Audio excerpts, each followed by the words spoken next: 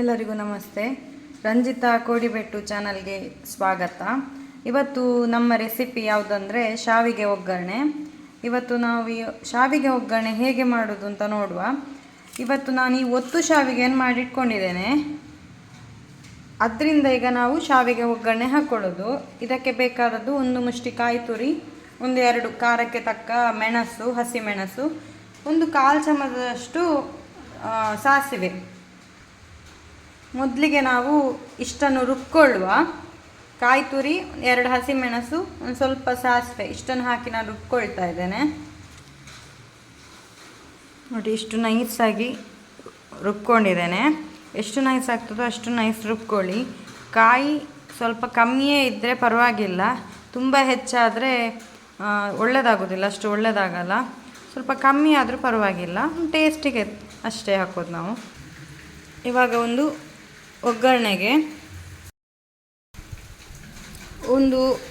4-5 ಸ್ಪೂನ್ನಷ್ಟು ಎಣ್ಣೆ. ಇದಕ್ಕೆ ಸ್ವಲ್ಪ ಎಣ್ಣೆ ಜಾಸ್ತಿ ಬೇಕು.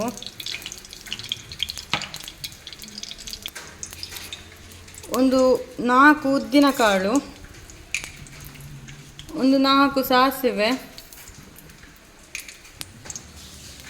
ಪರಿಮಳಕ್ಕೆ ತಕ್ಕಷ್ಟು 4 ಬೇವಿನ ಸೊಪ್ಪು,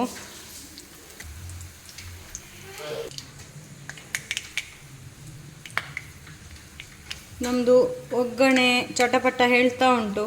ಚಟಪಟ ಹೇಳ್ತಿರುವಾಗ ರುಬ್ಬಿದಂತಹ ಮಿಶ್ರಣವನ್ನು ಒಗ್ಗರಣೆಗೆ ಸೇರಿಸ್ಕೋಬೇಕು.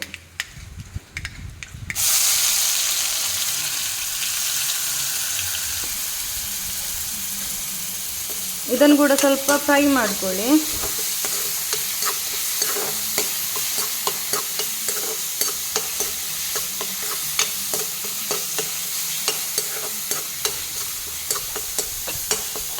ಇದಕ್ಕೇನೆ ಸ್ವಲ್ಪ ಅರಸಿನ, ಸ್ವಲ್ಪ ಇಂಗು ಸೇರಿಸ್ಕೋಬೇಕು.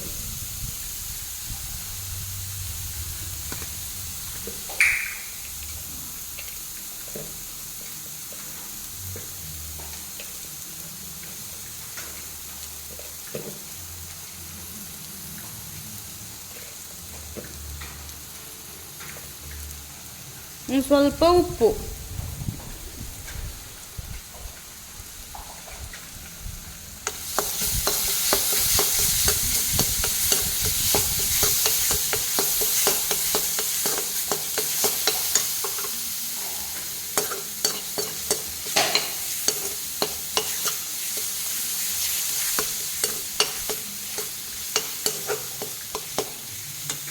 ಈಗ ಇದಕ್ಕೇನೆ ಒತ್ತು ಶಾವಿಗೆಯನ್ನು ಹಾಕಿ ಮಿಕ್ಸ್ ಮಾಡಿಕೊಳ್ಳುವ.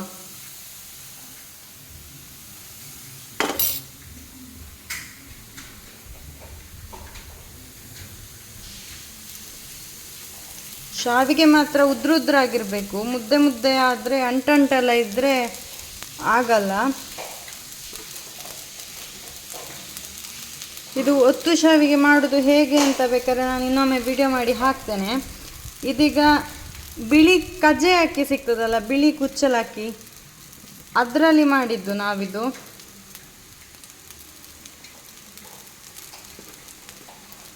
ಎಷ್ಟು ಶಾವಿಗೆ ಬೇಕು ಅಷ್ಟು ಅಂದಾಜಿನ ಮೇಲೆಗೆ ಹಾಕ್ಕೊಳ್ಳಿ. ನಾನು 4 ಜನಕ್ಕೆ ಮಾಡ್ತಾ ಇದ್ದೇನೆ.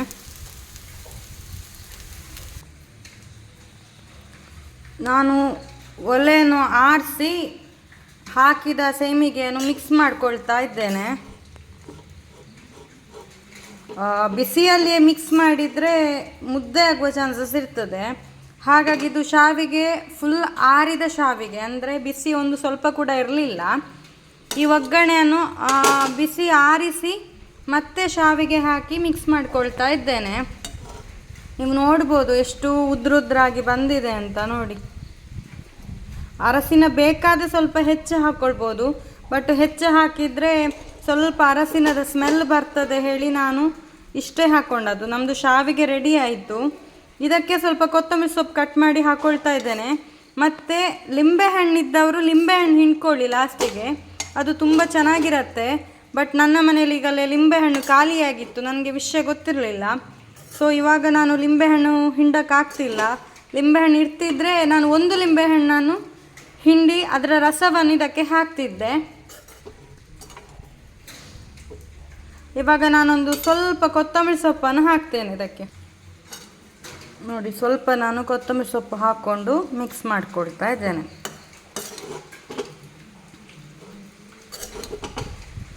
ಇವತ್ತಿನ ರೆಸಿಪಿ ಇಷ್ಟ ಆಗಿದ್ದರೆ ನನಗೆ ಲೈಕ್ ಮಾಡಿ, ಶೇರ್ ಮಾಡಿ, ಕಮೆಂಟ್ ಮಾಡಿ. ಹಾಗೆ ಇನ್ನೂ ಯಾರಾದರೂ ಸಬ್ಸ್ಕ್ರೈಬ್ ಮಾಡದೇ ಇದ್ದಲ್ಲಿ ದಯವಿಟ್ಟು ಸಬ್ಸ್ಕ್ರೈಬ್ ಕೂಡ ಮಾಡಿಕೊಳ್ಳಿ. Thank you. ನೆಕ್ಸ್ಟ್ ವಿಡಿಯೋದಲ್ಲಿ ಇನ್ನೊಂದು ಹೊಸ ರೆಸಿಪಿ ಜೊತೆ ಭೇಟಿಯಾಗೋಣ. Thank you.